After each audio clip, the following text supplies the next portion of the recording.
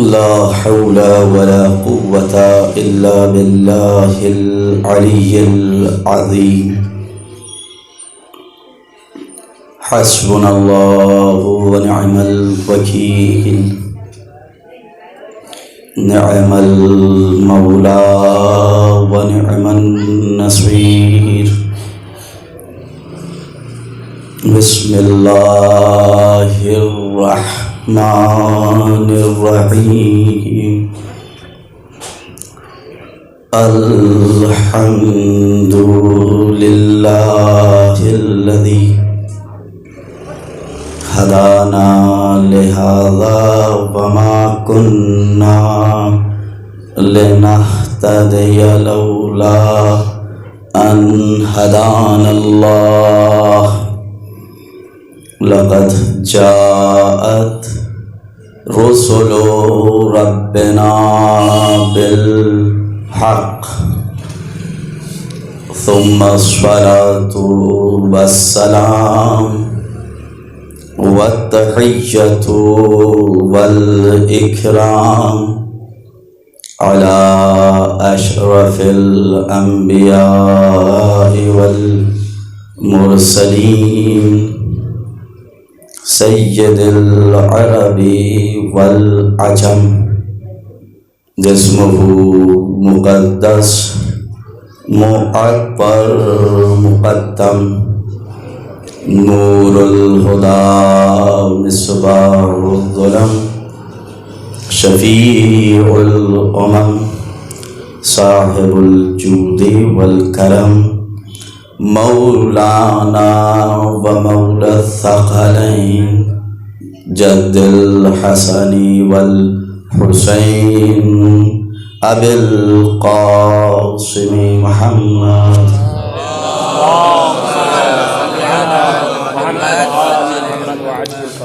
وعلى أهل بيت الطيبين الطاهرين المعصومين المظلومين ولعنة الله على أعدائهم أجمعين أما بعد فقد قال الله تبارك وتعالى في كتاب المبين بسم الله الرحمن الرحيم إنا أعطيناك الكوثر فصل لربك ونحر إن شأنك هو الأبتر. مومنین کرام، شیعان ہدہ کرار، عزاداران مظلوم میں سرکار سید الشہداء، عزیزوں، شہادت صدیقہ طاہرہ معصومہ مظلومہ فاطمۃ الزہرا صلوات اللہ علیہا، ان کی مناسبت سے جو 3 مجلسیں رکھی گئی ہیں، اس کی پہلی مجلس کو میں آپ حضرات کے سامنے خطاب کر رہا ہوں. عزیزوں، تمہیدی طور کے اوپر کچھ باتیں اور اس کے بعد اپنے اصل مقصد پر آ کر کے زحمت کو تمام کروں گا. دیکھیے عزیزوں، جب انسان اس دنیا میں آتا ہے تو جب وہ آتا ہے تو اس کے مختلف رشتے ہوتے ہیں، روابط ہوتے ہیں، تعلقات ہوتے ہیں. وہ پہلے سے رشتہ داریوں کا ایک حلقہ لے کر کے آتا ہے. ماں باپ کا بیٹا یا بیٹی ہوتا ہے، چچا اور پھوپھی کا بھتیجا یا بھتیجی ہوتا ہے، ٹھیک ہے، یعنی بیٹا ہوتا ہے، بیٹی ہوتی ہے، بھتیجا یا بھتیجی ہوتی ہے، بھانجا یا بھانجی ہوتی ہے. ایک رشتہ وہ ہے کہ جو وہ لے کر کے آیا ہے، یا یوں کہہ دیا جائے کہ قدرت نے اسے یہ رشتے عطا کیے. بہت توجہ چاہتا ہوں عزیزوں.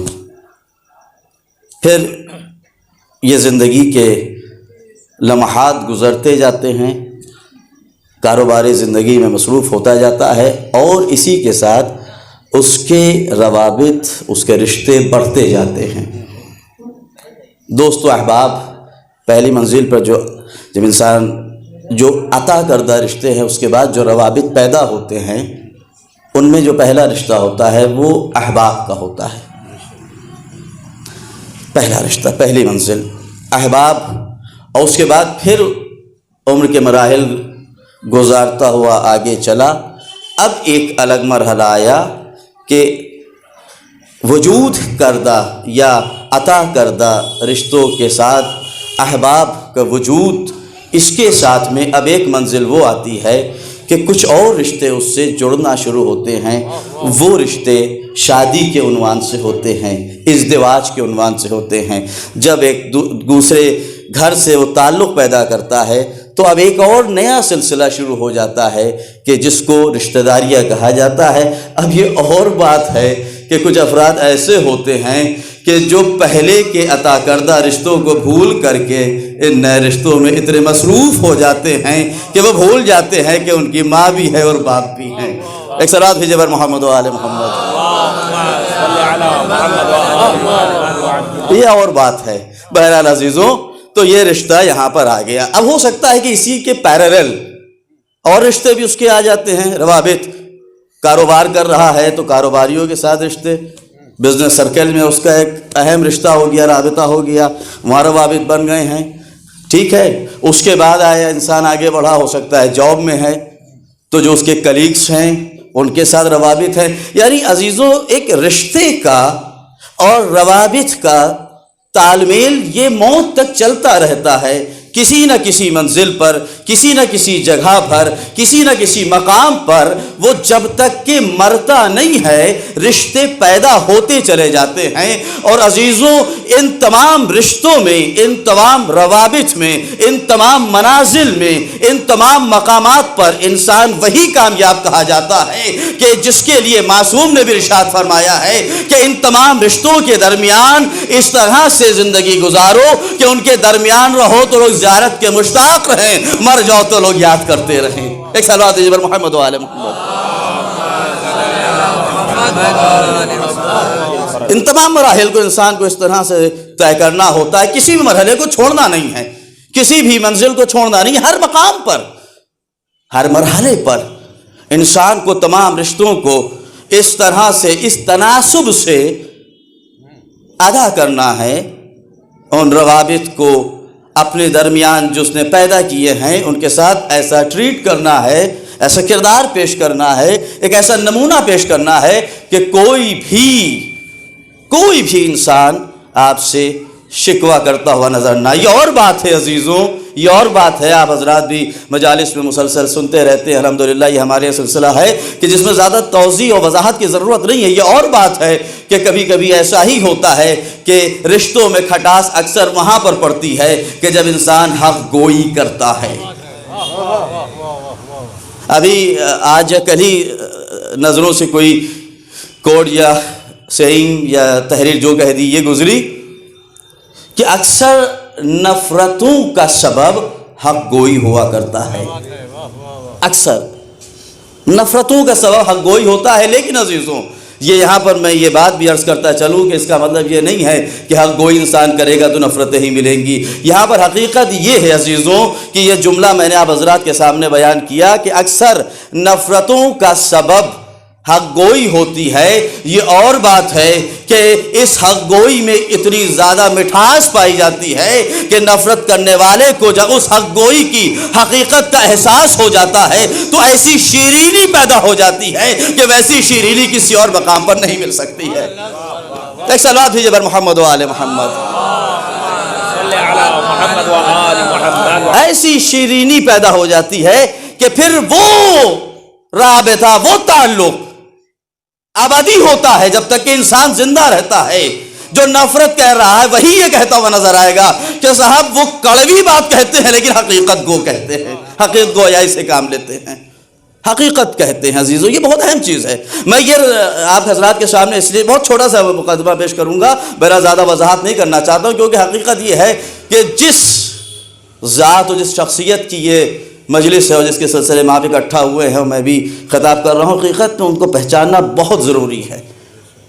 میں نے جو یہ رشتہ آپ حضرات کے سامنے رکھا کہ رشتے جو انسان جب پیدا ہوتا ہے تو آلریڈی موجود ہوتے ہیں، اس کے بعد وہ بناتا ہے، پیدا کرتا ہے، ٹھیک ہے، ان تمام چیزوں کو اگر دیکھا جائے تو انسان 3 حصوں میں منقسم ہو جاتا ہے۔ اب چونکہ شہزادی کی مجلس ہے لہٰذا ہم بیٹی کی طرف چلتے ہیں۔ برائے عظمت شہزادی کونین جناب فاطمہ زہرا سلام اللہ علیہا بآواز بلند نعرہ الصلوہ اللہ صلی اللہ علیہ عزیزوں، یا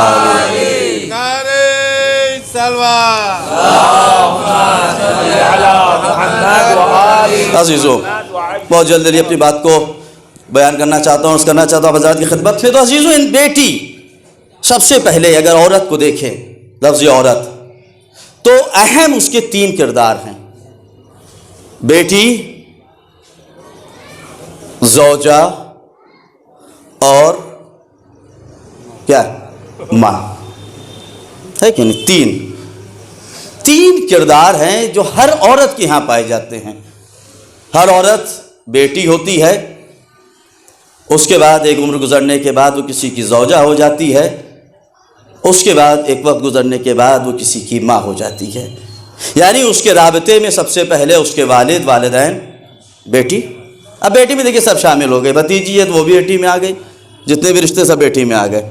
دوسرا رشتہ کیا ہے؟ جو دوسرا پہلو ماں، زوجہ، اور تیسرا پہلو ماں۔ یہ ہے عورت کی وہ تصویر کہ جو دنیا کے سامنے ہے۔ عزیزان محترم، اگر ہم شہزادی کونین کی بات کریں، صدیقہ طاہرہ کی بات کریں، فاطمہ زہرا صلوات اللہ علیہا کی بات کریں، تو عزیزان محترم، جناب فاطمہ الزہرا ایک بیٹی بھی ہیں، ایک زوجہ بھی ہیں، اور اس کے ساتھ ایک ماں بھی ہیں۔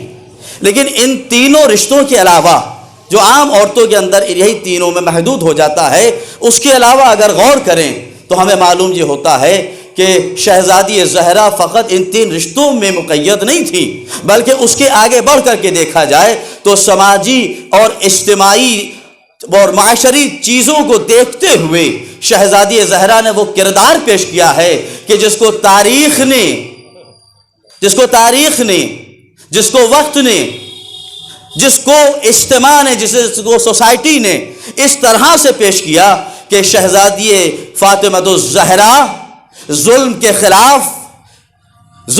خلاف ترک تعاون اور عزیزان محترم باطل کے خلاف احتجاج کرتی ہوئی ایک ایسی علامت بن گئی کہ دنیا میں کوئی عورت اس منزل تک نہیں پہنچ پائی۔ وہ اس علامت تک پہنچ گئی، ایک علامت پیش کر دی کہ جیسا احتجاج شہزادی نے پیش کیا، جیسا ترک تعاون شہزادی نے پیش کیا، ایسی مثال نہیں ملتی ہے۔ اور جب بھی بات ہوتی ہے تو یہی نظر آتا ہے کہ جس انداز میں، جس طریقے سے، جس طرح سے شہزادی نے اپنا باطل کے خلاف طریقہ احتجاج پیش کیا ہے، اگر اس طریقے کو یہ دنیا قبول کر لے تو یاد رکھیں اس کا احتجاج کبھی ناکام نہیں ہو سکتا ہے، بلکہ ہر منزل کے اوپر وہ کامیابی کی منزلوں کو طے کرتا ہوا چلا جائے گا۔ یہ اور بات ہے کہ باطل کی نگاہیں رکھنے والوں کے نزدیک وہ ظاہراً ناکامی ہوتی ہے، لیکن جب حقیقت کی نظروں سے انسان دیکھتا ہے تو اس منزل پر پہنچ جاتا ہے کہ وہاں تک کامیابی کا ایک عام انسان بھی پہنچنے کی کوشش بھی نہیں کر سکتا ہے۔ وہ طریقہ پیش کیا تھا شہزادی نے، وہ کردار پیش کیا تھا شہزادی نے۔ عزیزان محترم، آپ دیکھیں تو شہزادی کو، اور سب سے اہم چیز کیا ہے جو اصل چیز آپ حضرات کی خدمت پیش کرنا چاہتا تھا کہ عورت کہ جو سب سے پہلے بیٹی ہے، اس کے بعد زوجہ ہے، اس کے بعد ماں ہے۔ لیکن تمام چیزوں میں عزیزوں ایک چیز بہرحال کامن ہے، اگر بیٹی ہے تب بھی، اگر زوجہ ہے تب بھی، اور اگر ماں ہے تب بھی۔ کوئی بتا سکتا ہے وہ کیا چیز کامن ہے؟ بہت سی چیزیں ہیں، لیکن اس میں جو اہم چیز ہے وہ یہ ہے کہ عورت اپنا مقام کبھی نہ بھولے۔ اگر بیٹی ہے تو اس نے اپنے مقام کو اپنے ذہن میں رکھتے ہوئے ایسا کردار پیش کرے کہ والد ہمیشہ دوسروں کے سامنے سرخرو ہو جائے۔ اگر بیٹی ہے تو بیٹی کا کردار یہ ہونا چاہیے کہ جب تک وہ باپ کے گھر میں ہے تب تک کہ وہ کردار پیش کرے کہ باپ ہر مقام پر اپنی نظروں کو اونچا کر کے، اپنی نظروں کو بلند کر کے ہر مقام پر گزرتا ہوا چلا جائے اور دنیا یہ کہتی ہوئی نظر آئے کہ صاحب بیٹی ہو تو ان صاحب کی جیسی ہو۔ اور اگر جب بیوی کی منزل پر آ جائے، باپ کے گھر کو چھوڑ کر کے شوہر کے گھر پر آ گئی، تو کردار کیا ہونا چاہیے؟ اب یہ کردار ہونا چاہیے کہ صاحب اس نے بیٹی کے کردار کو پورا کر دیا، جس طرح سے ایک بیٹی کو ہونا چاہیے اس نے اس تمام منازل کو اچھے سے طے کر دیا۔ اب دیکھنا یہ ہے کہ یہ فقط بات کے لیے بیٹی تھی اچھی یا شوہر کے لیے بھی بہترین زوجہ ثابت ہوتی ہے۔ دیکھنے کو تو اکثر یہ آتا ہے ذہن محترم۔ اب آپ حضرات کے سامنے کی مثال دے دوں کہ جب رشتہ لگایا جاتا ہے تو کیا ہوتا ہے۔ بہرحال یہاں پر بزرگ حضرات بھی تشریف فرما ہے اور وہ افراد بھی ہیں جن کی ابھی شادی نہیں ہوئی ہے، نوجوان افراد، ٹھیک ہے۔ جب رشتہ لگتا ہے تو کیا ہوتا ہے کہ صاحب فلاں لڑکی ہے بہت با کردار، اطاعت گزار، منہ سے جواب کبھی نہیں سنا دیتے ہوئے، ہے کہ نہیں عزیزو؟ اسی بیس پہ تو رشتہ ہوتا ہے، کوئی اور بیس ہو تو بتائیے۔ لیکن جو رشتہ دیتا ہے وہ یہ چیز ضرور کہہ دیتا ہے کہ صاحب میں نے اس کو اس شکل میں دیکھا ہے اور اسی شکل میں آپ کے سامنے پیش کر رہا ہوں، لیکن زوجہ کی شکل میں گارنٹی نہیں لے سکتا، کیونکہ اکثر یہ ہوتا ہے کہ شادی سے پہلے لڑکی کچھ ہوتی ہے اور شادی کے بعد لڑکی کچھ اور ہو جایا کرتی ہے کہ نہیں عزیزو؟ لیکن کامیابی کیا ہے؟ کامیابی یہ ہے کہ جس طرح سے اس نے بیٹی کی شکل کو پیش کیا کہ باپ ہر جگہ پر سینہ چوڑا کر کے گزرتا ہے کہ ہماری بیٹی نے ہم کو عزت بخشی ہے، ہماری بیٹی نے ہم کو سرخرو کر دیا ہے، ہماری بیٹی نے ہم کو معاشرے میں بلندی عطا کی ہے، اسی طرح سے شوہر بھی اپنی زوجہ کی ہر جگہ تعریف کرتا ہوا نظر آئے کہ صاحب وہ بہترین بیٹی تو تھی، ساتھ میں بہترین زوجہ بھی ثابت ہو چکی ہے، بہترین زوجہ بھی ثابت ہو چکی ہے، تب جا کر کے کہیں عزیزان محترم یہ دوسرا مرحلہ بھی مکمل ہوتا ہے۔ اب آیا تیسرا مرحلہ، ماں۔ ماں بہت اہم چیز ہوتی ہے۔ ہمارے استاد آپ کہہ سکتے ہیں مولانا معروفی صاحب، انہوں نے ایک چیز بہترین بتائی تھی، محمد حسن معروفی صاحب نے، انہوں نے کہا تھا بات چل رہی تھی ایسی ازدواج کو لے کر کے، اور خود انہوں نے بھی ایک کتاب اسی سے متعلق ترجمہ کیا ہے، اس کا تمام رشتے اور روابط کو لے کر کے۔ بہرحال انہوں نے کہا کہ اگر رشتہ دیکھنا ہو تو یہ دیکھنا ہو کہ لڑکی با کردار ہے یا نہیں ہے، تو کہیں جانے کی ضرورت نہیں ہے، اس کی ماں کو دیکھ لو۔ نہ باپ کو دیکھو، نہ رشتہ داروں کو دیکھو، نہ خاندان کو دیکھو، نہ چچاؤں کو دیکھو، نہ ماموں کو دیکھو، نہ کسی کو نہ دیکھو۔ اگر دیکھنا ہے تو فقط ماں کو دیکھ لو، اگر ماں اچھی ہوگی تو بیٹی خود بخود اچھی ہو جائے گی، لیکن اگر ماں با کردار نہیں ہے تو بیٹی کا با کردار ہونا گارنٹیڈ نہیں ہوا کرتا ہے، ماں ہی سب کچھ ہوا کرتی ہے۔ تو عزیزان محترم یہ طے شدہ چیز ہے کہ تینوں مرحلے میں اگر بیٹی ہو تب بھی اس کو بیٹی کی شکل کو اس طرح سے پیش کرنا چاہیے ہے کہ باپ اپنی بیٹی کی تعریف کرتا ہوا عزت سے گزرے، اور اگر زوجہ کی شکل میں آ جائے تو شوہر زوجہ کی تعریف کرتا ہوا نظر آئے، اور جب ماں کی منزل پر آ جائے تو غیر کہتے ہوئے نظر آئے کہ صاحب بے فکر ہو کر کے رشتہ کر دیے، کیوں؟ اس لیے کیونکہ ماں اچھی ہے تو بیٹی خود بخود اچھی ہوگی۔ ایک صلوات محمد و آل محمد۔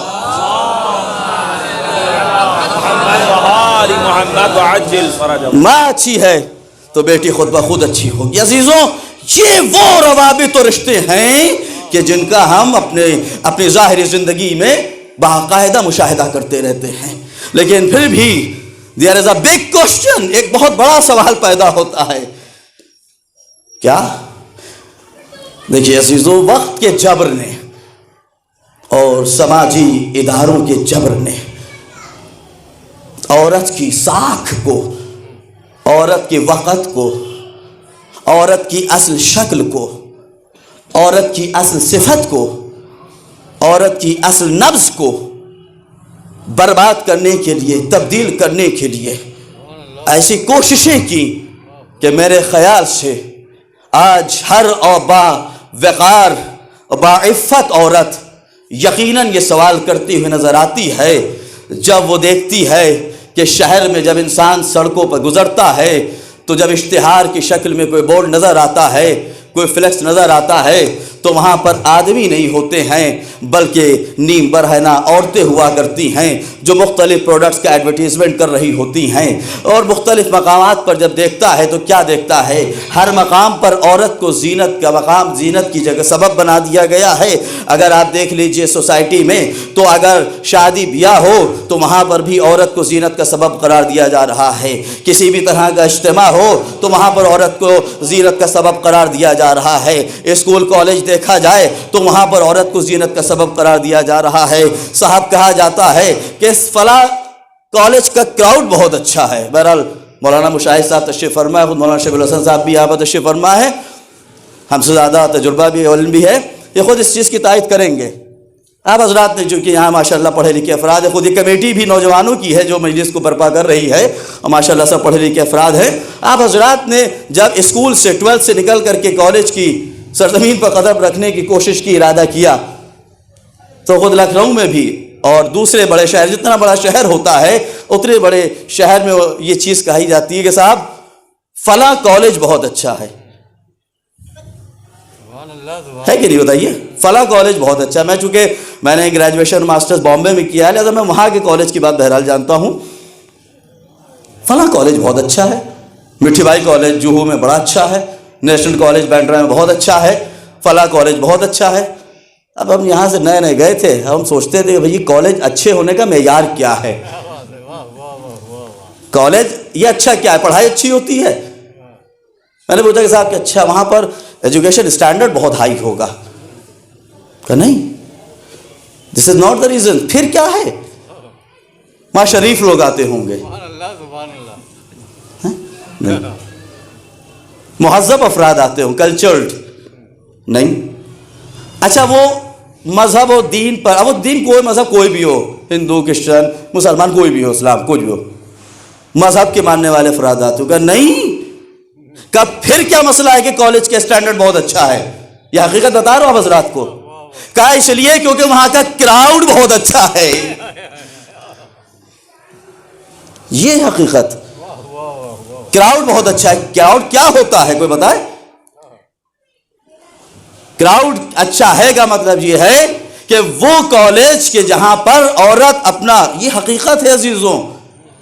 وہی بینڈرا جہاں پر ایک مسلم کالج، وہی بینڈرا جہاں پر بہت سے دوسرے کالجز، جس کالج میں عورت یا لڑکی اوپر سے نیچے تک باقاعدگی کے ساتھ حجاب کر کے جا رہی ہے، اس کالج کو باقاعدہ بیکورڈ میں ڈالا جا رہا ہے کہ یہ کالج اچھا نہیں ہے. کون سا کالج اچھا ہے؟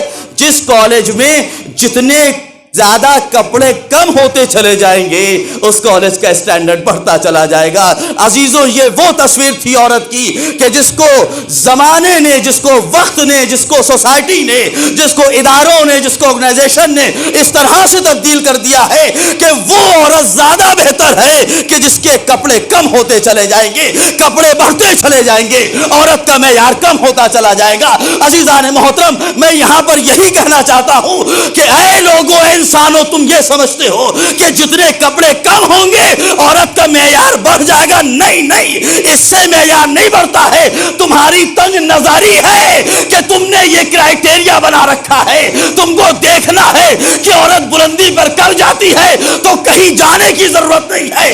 دختر رسول فاطمہ زہرا کو دیکھ لو, جس نے بیٹی کا کردار بھی پیش کیا, زوجہ کا کردار بھی پیش کیا, ماں کا کردار بھی پیش کیا.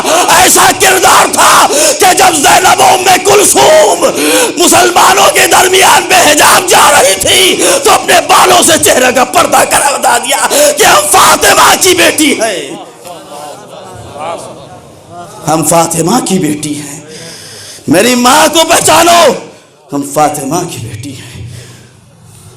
سید سجاد نے کربلا کا ذکر نہیں کیا, روز عاشورہ کا ذکر نہیں کیا, شب عاشور کا ذکر نہیں کیا, شام غریبہ کا ذکر نہیں کیا, بلکہ سید سجاد نے کہا الشام الشام الشام. قتل ہونا کوئی بڑی بات نہیں ہے, شہید ہونا کوئی بڑا مرحلہ نہیں ہے, چھوٹے سے بچے کی خبر مبارک بنانا یہ کوئی بڑا مرحلہ نہیں ہے. اگر تم سننا چاہتے ہو تو سنو. ایک بے مثال ماں کی بے مثال بیٹیوں کا بے حجاب بازار شام و کوفہ سے گزرنا یہ بڑا مرحلہ تھا. یہ ہے. پھر بھی وہ سوال رہ جاتا ہے, Who am I? ہر باشعور عورت, ہر باوقار عورت, ہر باعفت عورت یہ سوال کرتی ہوئی نظر آ رہی ہے, میں کون ہوں؟ بتائیے, جواب دیا حضرات, میں کون ہوں, میں کون ہوں, میں کون ہوں. ہے کہ نہیں سوال؟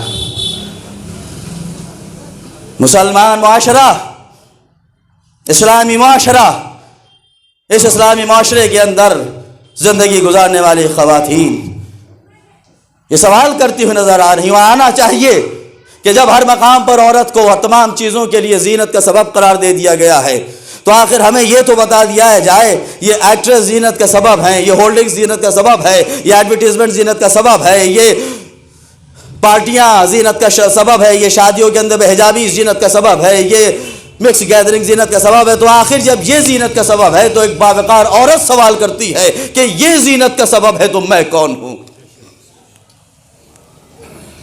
میں کون ہوں؟ یہ سوال کر رہی ہو. کرنا چاہیے ایک عورت کو کہ میں کون ہوں.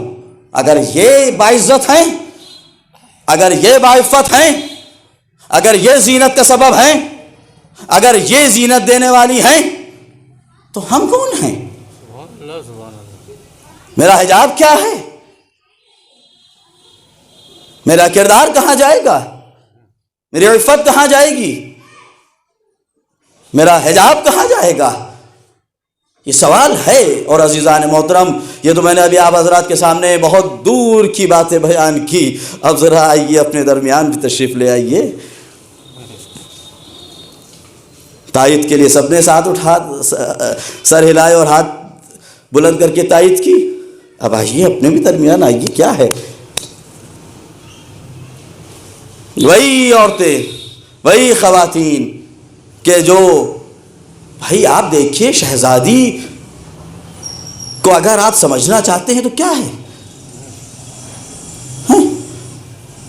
شہزادی دختر رسول ہیں, دختر پیغمبر ہیں, مادر حسنین و زینب ام کلثوم ہیں,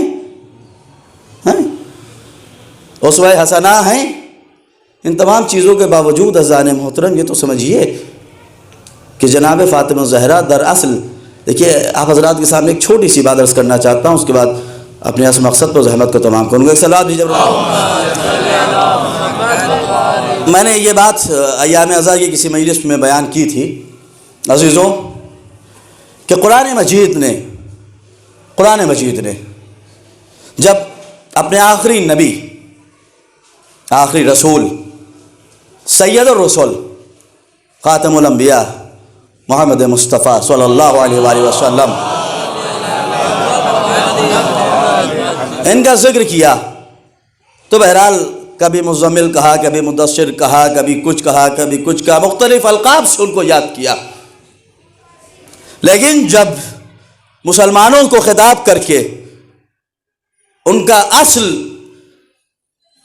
مقصد کو بیان کرنے کے لیے جو ان کی پہچان کروائی تو کیا کہا؟ وما محمد الا رسول.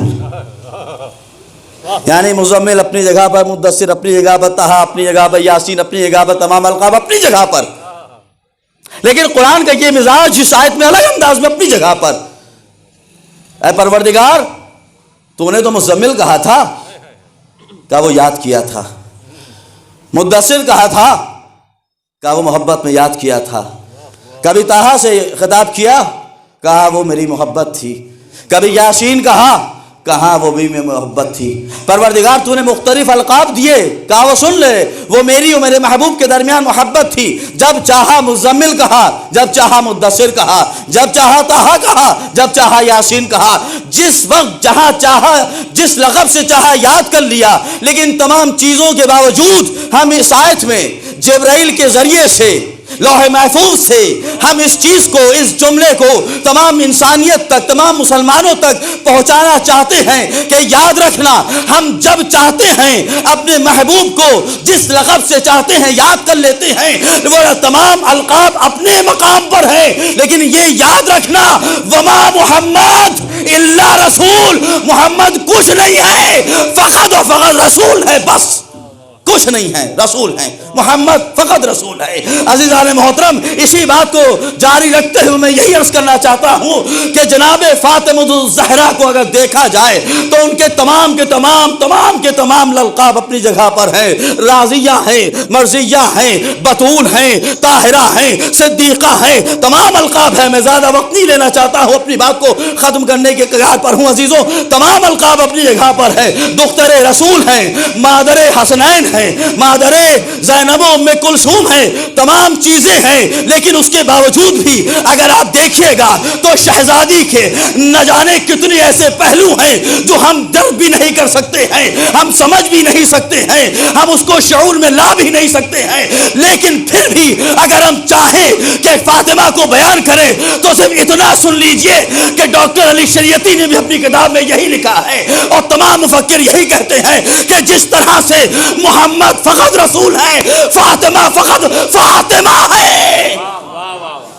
فاطمہ بس اور کچھ نہیں ہے. ایک سلوات بھیجے بر محمد و آل محمد. مختلف پہلوؤں کو دیکھیں، اس کے باوجود عزیزوں یہی مسئلہ آتا ہے. فاطمہ ہے، فاطمہ ہے. عزیزوں، تو وہی بات عرض کرنا چاہ رہا ہوں کہ آپ دیکھیے ہمارے سامنے کردار شہزادی نے پیش کیا نا. یہ جو سوال رہ جاتا ہے، میں نے کیا کہا، اس سوال کو آپ اپنے درمیان لے کر کے اپنے معاشرے میں، بلکہ یوں کہہ دیا جائے عزاداروں کے درمیان آئے اور پھر سوال کرے کہ ہم کون ہیں. ہر عورت اپنی جگہ پر سوال کرے، میں کون ہوں، ہو ایم آئی، میں کون ہوں. کیا شہزادی فاطمہ زہرا پر چند آنسو بہانے والی خاتون باعزت ہے؟ دیکھیے عزیزان محترم، اکثر میرے جملوں پر اعتراض کر دیا جاتا ہے، لیکن حقیقت میں بیان کرتا ہوں. کیا فقط شہزادی کے مصائب پر آنسو بہانا، کیا یہی عزت کا شرف ہے؟ کیا یہی پاکیزگی اور طہارت کا سبب ہے، یا یہی عفت کا سبب ہے؟ اس کے بعد جب آ جائیں تو کیا ہوتا ہے؟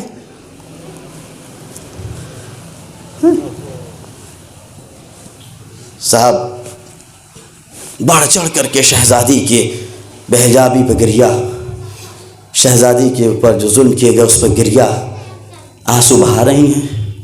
لیکن جہاں باہر نکلے، بیان کروں عزیزوں، مطلب کیا بتایا جائے. افسوس ہوتا ہے معاشرہ اس تنزلی پر پہنچ چکا ہے کہ معذرت چاہتا ہوں لیکن حقیقت نہیں بیان ہوگی تو کچھ افراد ہی شاید اس سے درس حاصل کر لیں.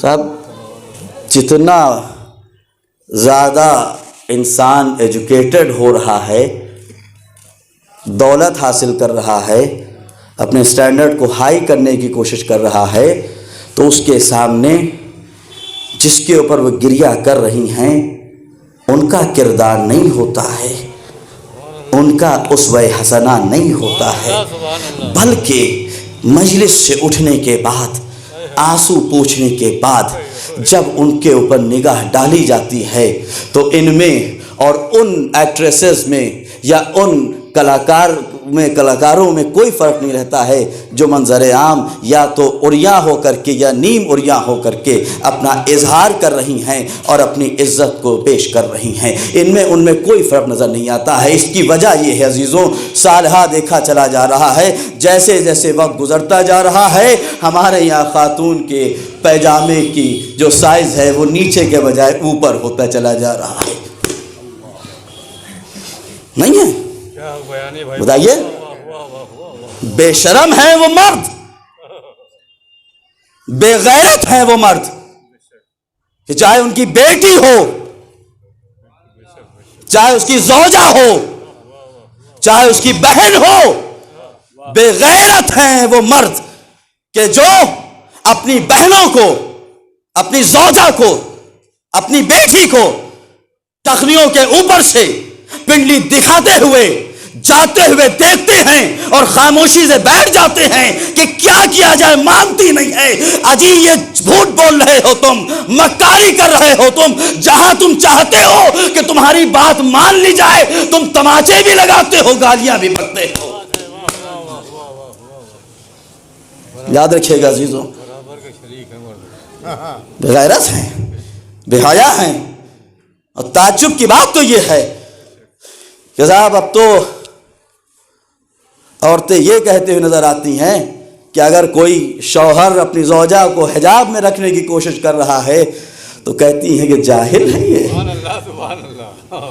جاہل تو تم ہو، جاہل تم ہو. تمہیں کیا معلوم کہ جب علم بڑھتا ہے تو جتنا علم بڑھے گا اتنا چھپایا جاتا ہے،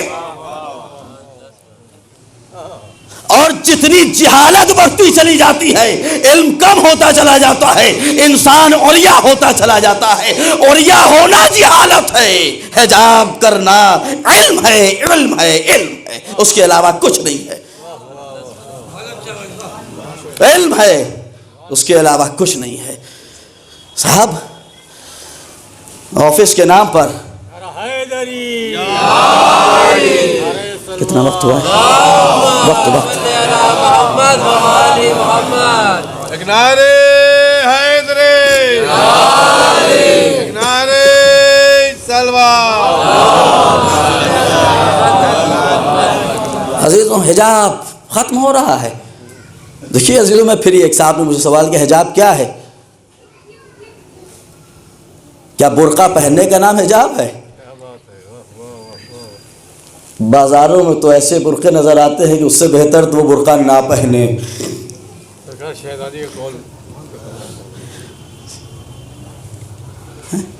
اس سے بہتر ہے کہ وہ برقع نہ پہنے.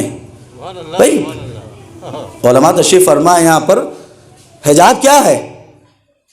صرف بالوں کو چھپانا ہے. بالوں کا چھپانا تو واجب ہے اپنے مقام پر، لیکن جسم کو اس طرح سے چھپایا جائے، اس طرح سے چھپایا جائے کہ جسم کے اعضاء و جوارح نظر نہ آئیں، یہ ہے حجاب. اب یہ حجاب چاہے برقعے کے ذریعے ہو یا ردا کے ذریعے ہو یا عبا کے ذریعے ہو یا خود ایسے لباس سلوائے جائے کہ حجاب کی ضرورت ہی نہ برقعے کی ضرورت ہی نہ پیش آئے، لیکن وہ برقعے کے جس کے ذریعے سے جسم کا ایک ایک حصہ نمودار ہو رہا ہے وہ حجاب نہیں ہے بلکہ سراسر عریانیت ہے. بس عزیزوں اس طرح سے پیش کیا جا رہا ہر مقام پر فیشن میں رہنے کے. گھر میں والدین کی سختی ہے, برقع اوڑھنا ہے تو ایسے برقعے سلائے جا رہے ہیں کہ اس برقعے میں اور عریانیت میں کوئی فرق نظر نہیں آتا.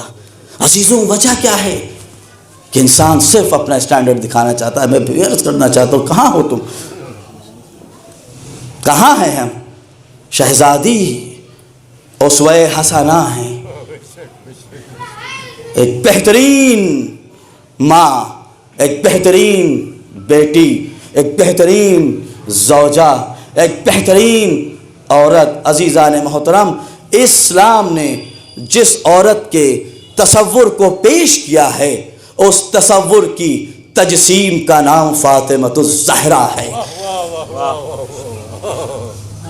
اس تصور کی تجسیم کا نام فاطمۃ الزہرا ہے. اگر اسلام کے حقیقی تصور کو دیکھنا ہو, عورت کے حقیقی تصور کو دیکھنا ہو, عورت کی حقیقی عفت کو دیکھنا ہو, عورت کی حقیقی پاکیزگی کو دیکھنا ہو, عورت کی حقیقی کردار کو دیکھنا ہو, عورت کی حقیقی مثال کو دیکھنا ہو تو کہیں جانے کی ضرورت نہیں ہے. تمہارے سامنے بہترین مثال, اور ایسی مثال ہے, ایسی مثال ہے ہم اس تک نہیں پہنچ سکتے ہیں لیکن وہ میرے لیے اتباع کرنے کے لیے, تقلید کرنے کے لیے, پیروی کرنے کے لیے بہترین اسوہ حسنہ ہے. صرف دیکھنا ہے تو فاطمۃ الزہرا کو دیکھتے چلے جاؤ, تم خود بلند ہوتے چلے جاؤ گے, تمہارا اسٹینڈرڈ خود ہائی ہوتا چلا جائے گا. ایک صلوات بھی جبر محمد و آل محمد. بس عزیزان محترم اپنی بات کو میں سمجھنا چاہتا ہوں. شہزادی نے یہی کہا, تصور پیش کیا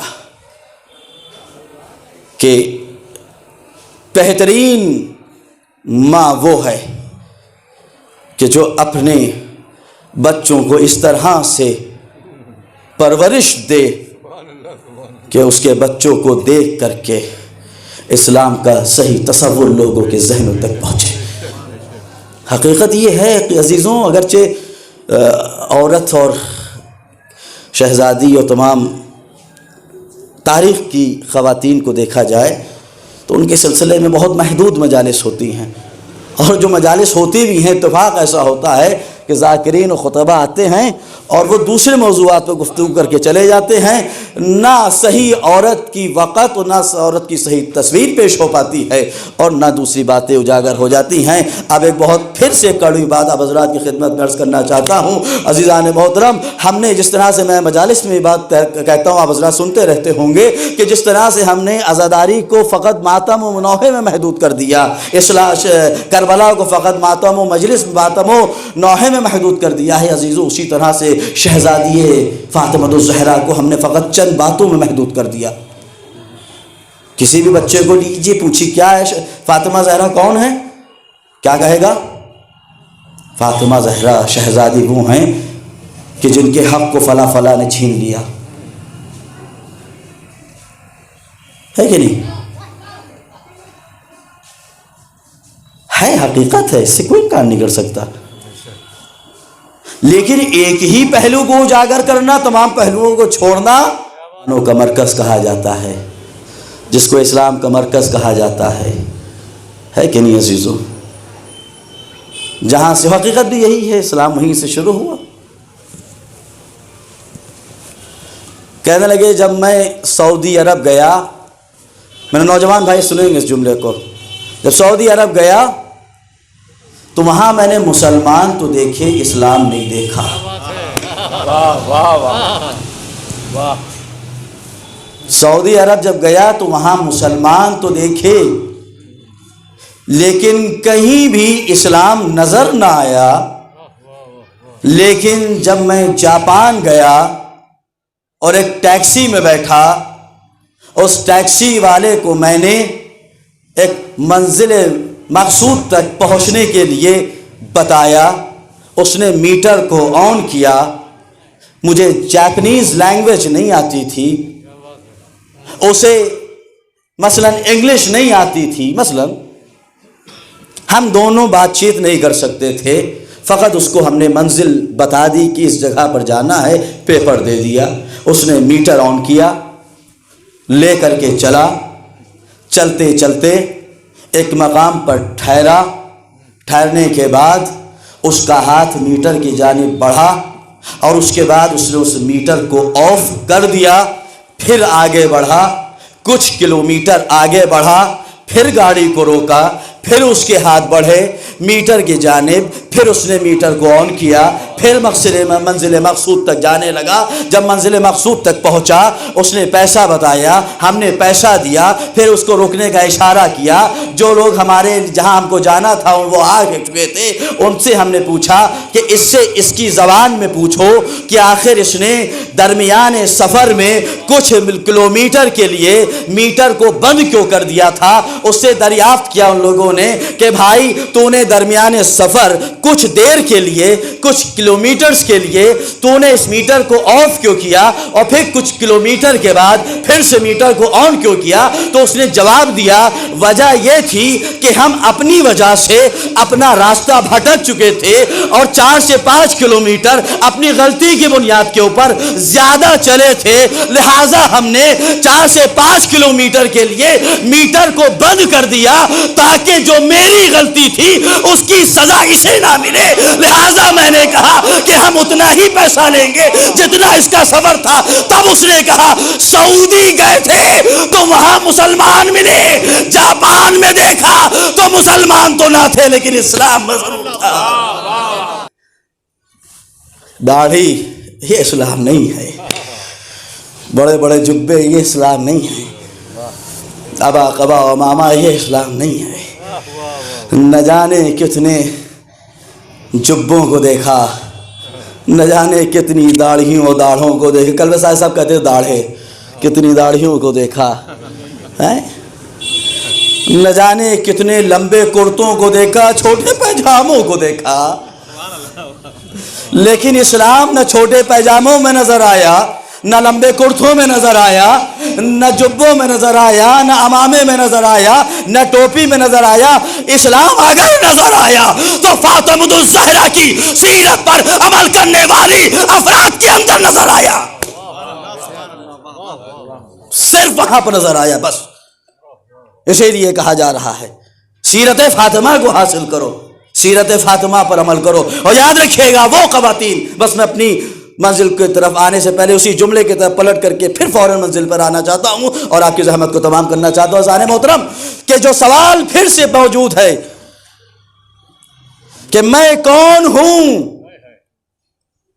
میں کون ہوں، اور سوال کرنے والی عورت یا اس جیسے سوال کرنے والی خواتین سے میں اتنا ہی کہوں گا کہ اگر تمہیں اس سوال کا جواب چاہیے ہے کہ میں کون ہوں تو تم کو سوال کا جواب وہی ملے گا کہ جہاں پر اسلام کی اس شخصیت کا ذکر ہے کہ جو سید الرسول ہے، اس نے بتا دیا تھا فاطمہ تو بضعۃ منی، فاطمہ میرا ٹکڑا ہے۔ یاد رکھنا اگر میں رسول ہوں تو فاطمہ رسالت کا ٹکڑا ہے،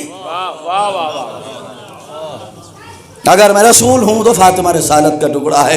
تو تمہیں اسلام وہیں سے ملے گا جہاں پر رسالت ہوگی، اور رسالت کہاں ہوگی؟ یا محمد مصطفیٰ کے پاس ہوگی یا اس کے ٹکڑے فاطمہ الزہرا کے پاس ہوگی۔ اس کا جواب یہی تمہیں مل جائے گا۔ یہ بتائیں گی کہ تم کون ہو۔ صاحب بہترین پروگرامز ہوتے ہیں، مجلسیں ہوتی ہیں، نظریں ہوتی ہیں، پروگرامز کرائے جاتے ہیں، لیکن جب ان کی بیویوں پر نگاہ جاتی ہے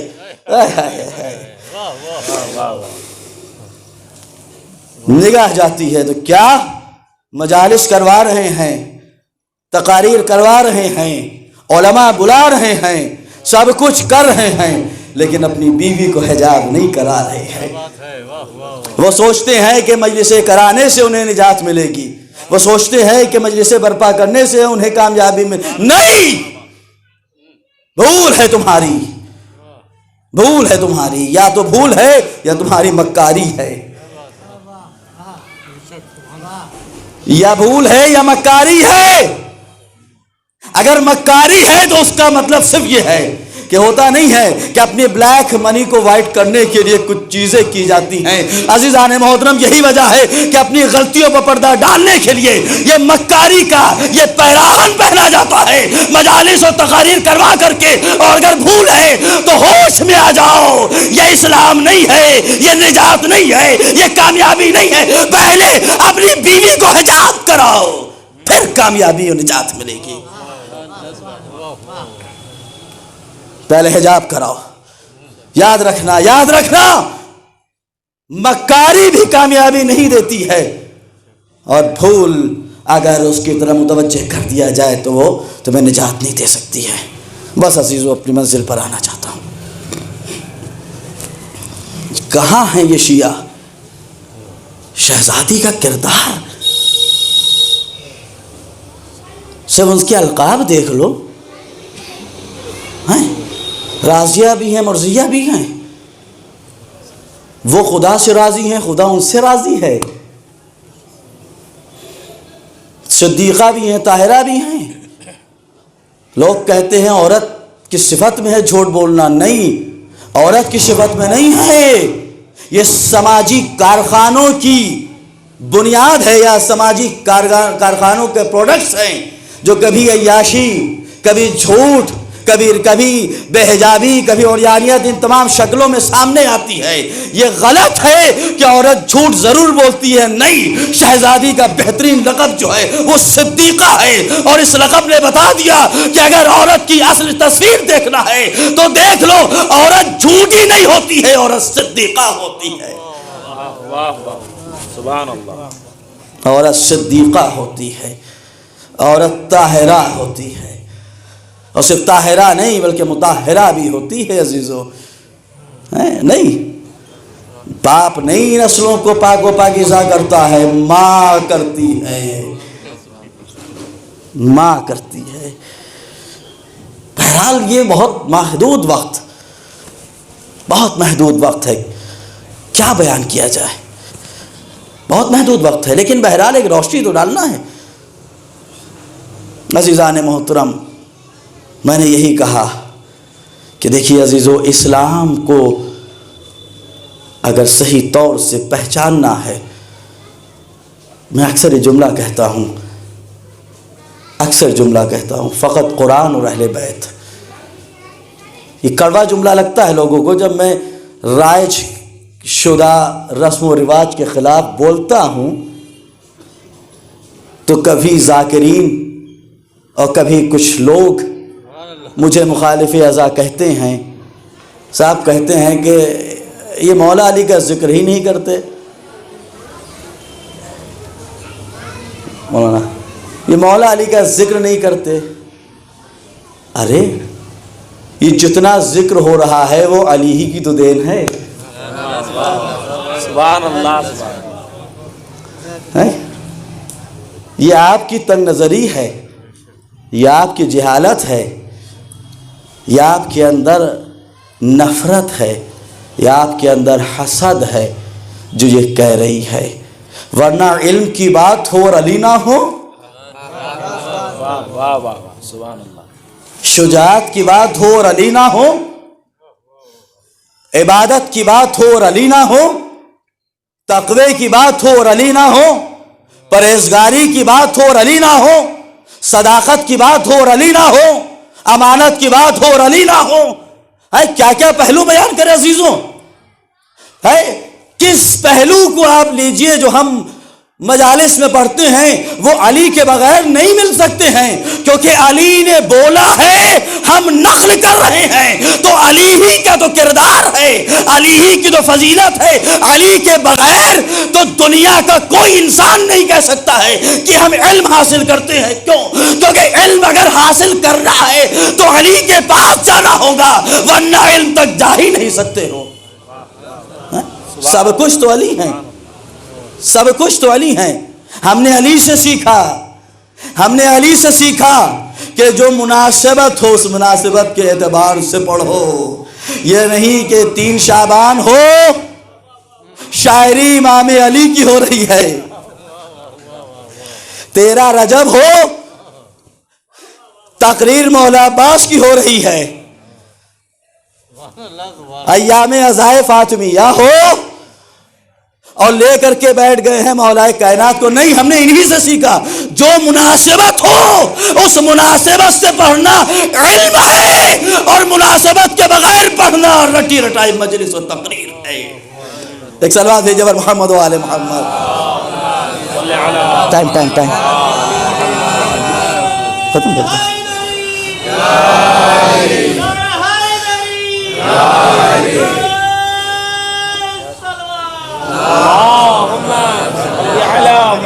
ہے کہ نہیں؟ زہیر صاحب بتائیے بھائی، جس مناسبت سے جو پروگرام ہو رہا ہے آپ شعر ان کے لیے لے کر کے آئیے.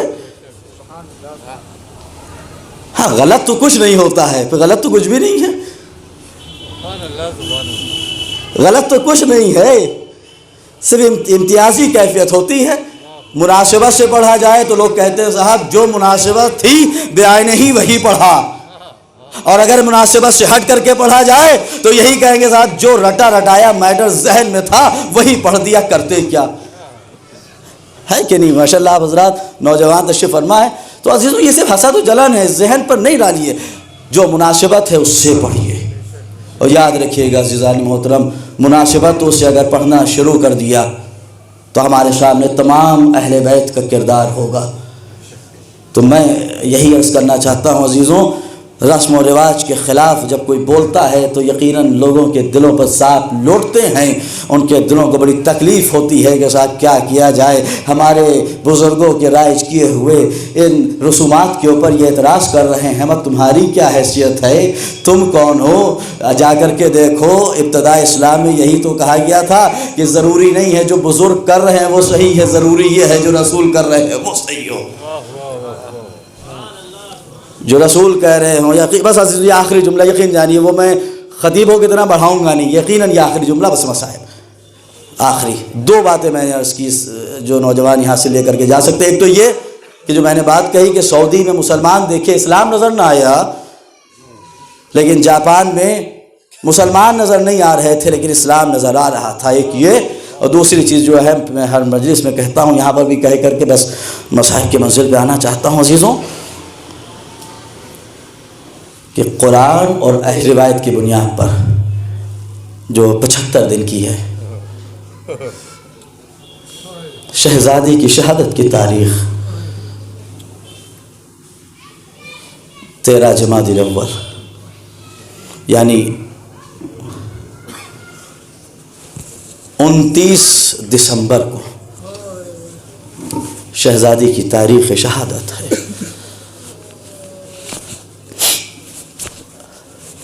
یہ یقین جانیے کہ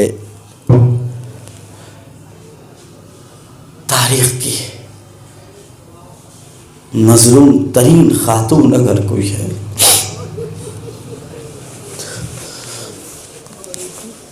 دیکھیں میں نے لفظ مظلوم کہا، آپ کی آواز بلند ہو گئی.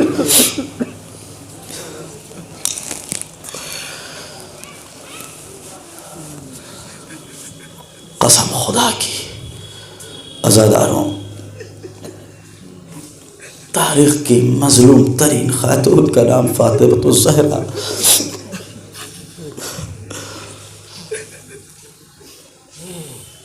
کسی امام یا کسی خاتون یا کسی بی بی کی زبان سے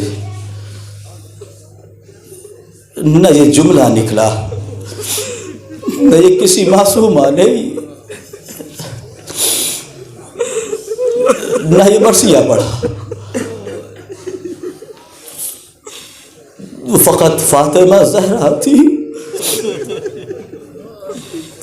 عزاداروں، صبت علیہ مصائب والنہار،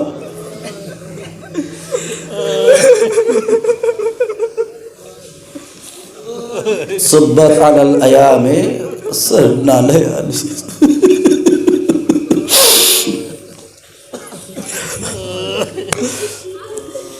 عزاداروں، اس کا مطلب یہ ہے کہ بی بی پر بہت ظلم ہوئے.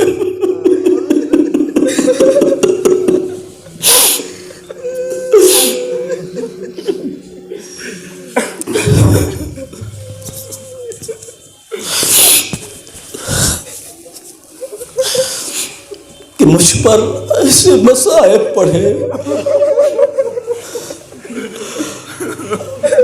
کہ اگر وہ دنوں پر پڑھتے تو رات کی تاریکی میں تبدیل ہو جاتی. اللہ، شہزادی کیا مصائب تھے یہ آپ ہی جان سکتی ہے.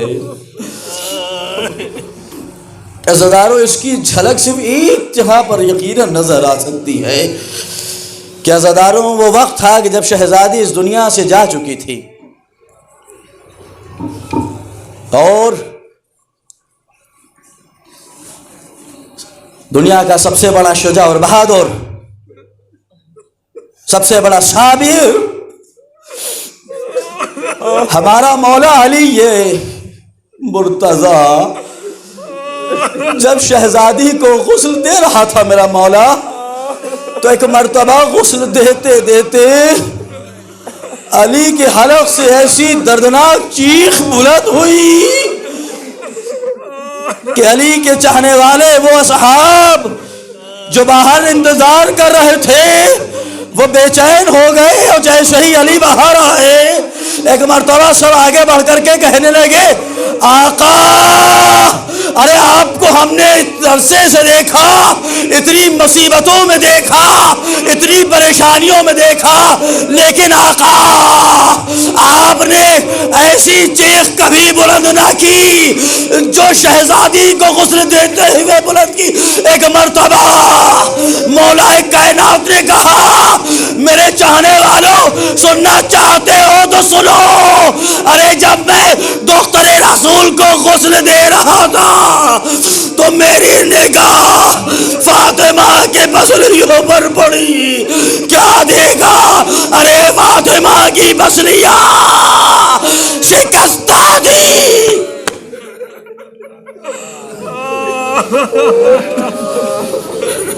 فاطمہ کی پسلیاں شکستہ تھی، کبھی ارے دختر رسول نے مجھ سے شکایت تک نہ کی۔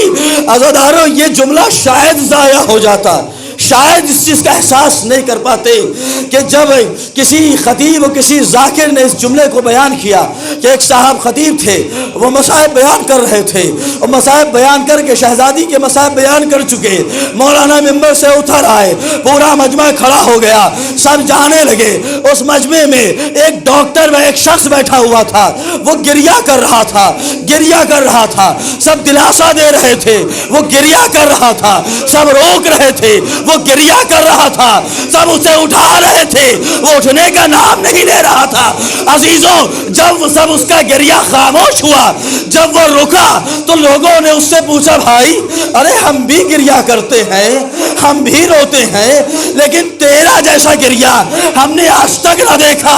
بھائی کون سا جملہ تھا جو تجھے اتنا سخت لگا کہ تو اتنی دیر تک گریہ کرتا رہا؟ اس نے کہا بھائی سننا چاہتے ہو تو سنو، ارے میں ہڈیوں کا ڈاکٹر ہوں، مجھے معلوم ہے کہ جب ہڈی ٹوٹتی ہے تو کیا عالم ہوتا ہے۔ ارے کسی کا ہاتھ کا کوئی بھی حصے کی ہڈی اگر ٹوٹ جائے تو وہ کچھ منٹ بھی برداشت نہیں کر سکتا۔ ارے فاطمہ کی اس مقام کی ہڈی کہ جہاں سے سانس کبھی جاتی ہے کبھی آتی ہے، ارے ایک دو گھنٹے نہیں بلکہ ہر سانس پر تکلیف ہوتی ہے۔ ارے فاطمہ کی پسلیاں ٹوٹی تھی، 90 دن تک نہیں معلوم کہ فاطمہ نے کیسے برداشت کیا۔ ہائے شہزادی، جزاکم اللہ جزاکم اللہ، بس ہم گریہ کر رہے ہیں۔ خدا ان آوازوں پر برکت نازل کرے، ان آوازوں پر رحمت نازل کرے۔ آپ کے آنکھوں سے آنسو جاری ہو گئے، بس آخری جملے زحمت کو تمام کروں گا۔ آپ لوگ اٹھیں گے تو آنکھوں میں آنسو رہیں گے، گریہ کرتے ہوئے اٹھیں گے۔ عزادارو ارے وہ آخری رخصت تھی کہ جب فاطمہ کا جنازہ تیار ہو چکا ہے، غسل دیا جا چکا ہے، کفن پہنایا جا چکا ہے، جنازے کو مزین کر کے درمیان خانہ رکھا جا چکا ہے، ایک مرتبہ مولا کائنات علی ابن ابی طالب کی آواز بلند ہوئی، حسن میرے بچوں اماں کو خدا حافظ کرو، وقت ہو چکا ہے۔ آزادارو اب تاریخ لکھتی ہے، ایک ایک بیٹا اٹھا، ایک ایک بچہ اٹھا، امام حسن آگے بڑھے، اماں خدا حافظ،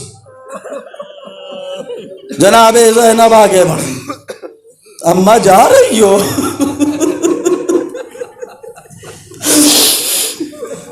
नज़ादारों, जरा उन लोगों के दिलों से पूछो कि जिनकी माँ इस दुनिया में नहीं है, जब माँ का जनाजा उठता है, जब माँ का जनाजा उठता है तो किस तरह से बच्चे गिरिया करते हैं, तड़प तड़प के रोते हैं, पछाड़े खाते हैं। हाय हाय, अबू तालिब के बेटे के घर में नहीं जाने क्या माहौल था, हम बयान भी नहीं कर सकते, आप सुन भी नहीं सकते। बस ये बात जल्दी से बयान करके गुजरना चाहता हूँ। अज़ादारों, एक मरतबा में हसन आगे बढ़े, अम्मा खुदा हाफिज, ज़ैनब आगे बढ़ी, अम्मा खुदा हाफिज, उम्मे कुलसूम आगे बढ़ी, अम्मा खुदा हाफिज। अज़ादारों, एक मरतबा ये सिलसिला रुक गया। मौलाए कायनात जो सर को नीचे किए हुए गिरिया कर रहे थे, बच्चों की सदाए रुखसत सुन रहे थे। अज़ादारों, बच्चों की अलविदा सुन रहे थे।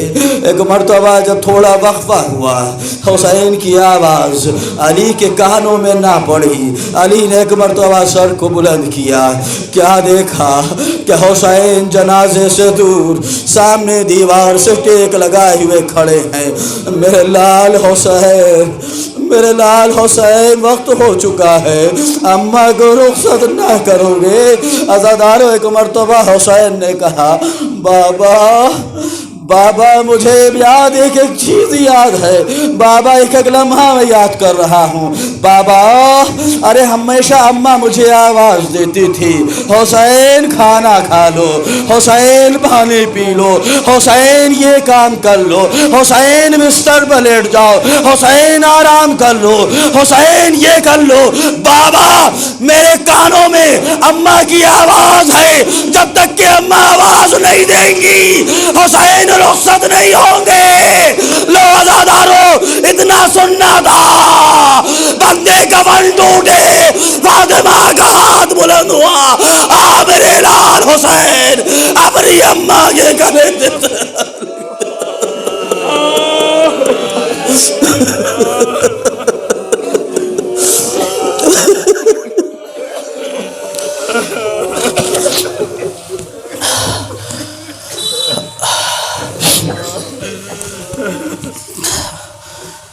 अला लअनतुल्लाहि अलल क़ौमिज़्ज़ालिमीन